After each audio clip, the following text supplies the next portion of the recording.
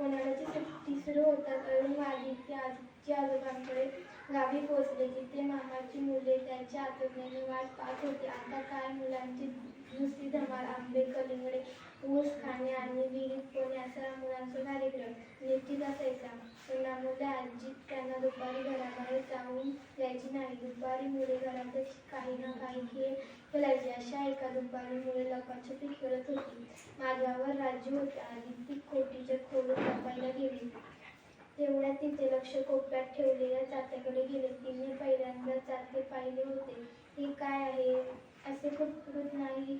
आपल्या भावंडांना खोटीच्या खोलीत बोलावले आणि जाते दाखवल्या. त्यांच्याकडे पाहून जात्याने स्मित केली. काय मुलांना ओळखलं का मला? मी जातो. तू इथं काय करतोस? काय सांगू तुम्हाला, आजकाल लोक माझा फक्त लग्नाची हलत घालण्यासाठीच उपयोग करतात आणि नंतर असं कोपऱ्यात ठेवून देतात. आता काय, माझे नवे मित्र सगळे सोयरे स्वयंपाकघरात विराजमान झाले आहेत. तुझे मित्र सगळे सोयरे कोणते आम्हाला नाही समजले. तुम्हाला काहीच माहित नाही आमच्याबद्दल. सांगूया का आपण यांना आपल्या जन्म, विकास आणि आपल्यात होत गेलेल्या बदलांची माहिती? मी सांगतो त्यांना. आपला इतिहास बघा मुलांनो.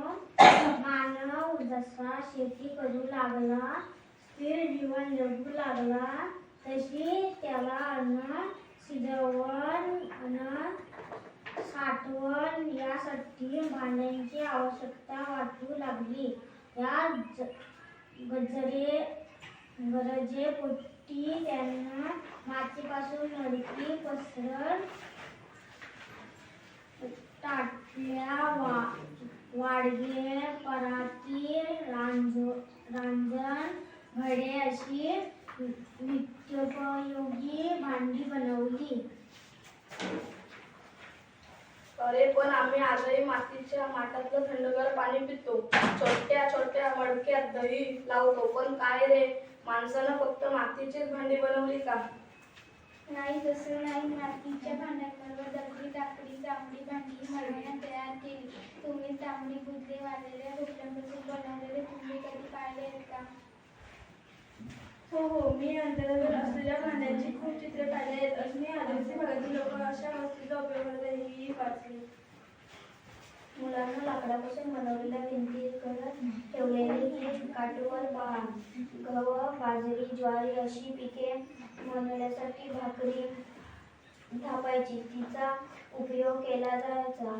आजही ग्रामीण भांडे काही घरातून तिचा वापर होताना दिसतो.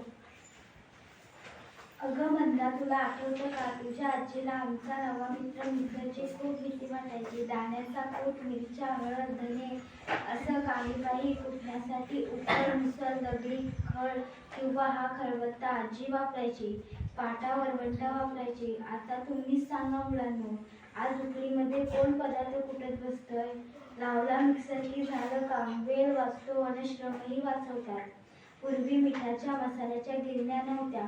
गृहिणी जात्यावर धान्य दळायच्या. धान्य पाकळ्याला सूट नसायचं. हे सगळं खरं आहे, पण आजही सर्व काम करायला वेळ कुणाकडे आहे? मातीच्या व लाकडाच्या भांड्यांपासून माणसं तांब, लोखंड या धातूचा शोध लावला आणि मग भांडी बनवण्यासाठी त्याचा वापर होऊ लागला. पण या धातूच्या शोधामुळे भांडीकृती अधिक प्रगल्भ आणि विकसित होत गेली बरं का? म्हणजे भांडी फक्त बनवण्यासाठी या धातूंचा उपयोग होऊ लागला असंच तुला म्हणायचंय का? पण जातेभाऊ, आम्ही लोखंड आणि तांब या धातूंच्या भांड्यांबरोबर चांदी देखील भांडी पाहिली आहेत. पलंग, खुर्ची, टेबल, कपाट, दार, खिडक्या, मोठे दरवाजे यांसारख्या लोखंडापासून तयार होणाऱ्या वस्तू तुम्ही पाहिल्या आहेत.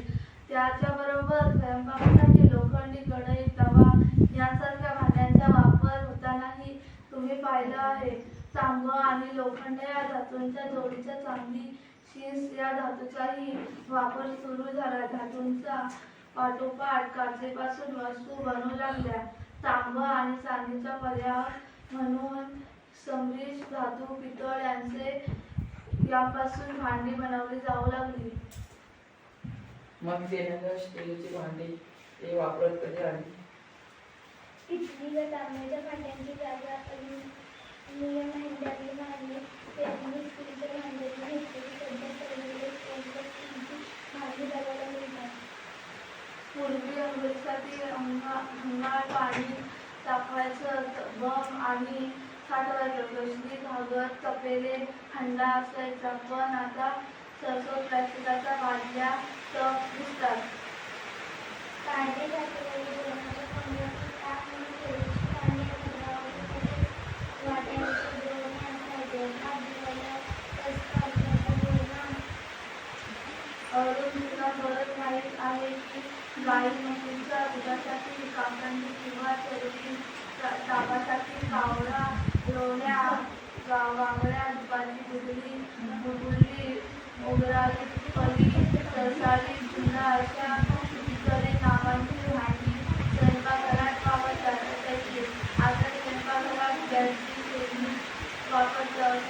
चूलवर त्यावर स्वयंपाकघरात करण्यात प्रमाणाने कमी होत आहे.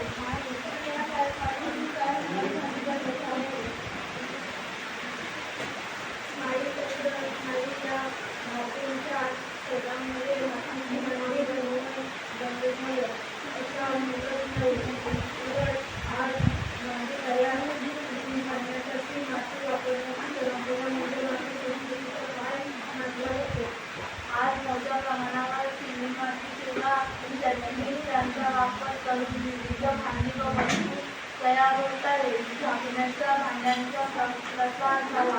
इडलीचा रंग, आकार, त्यावरील नक्षीकाम, तसंच रत्नजंगी स्त्रिया अशा कलात्मक गोष्टी भांड्यांमध्ये येऊ लागल्या. हो अगदी खरं आहे. आमच्याकडे स्टेनलेस स्टील, नॉनस्टिक व कोटेड मेटलची भांडी आहेत. प्रत्येकाने स्वतःच्या क्रियांनुसार ओढण्यातून आणि वापरण्याच्या मुळाशी असणारी भांडी खरेदी करण्यास प्रयत्न करतो. एकूण 19 भांडी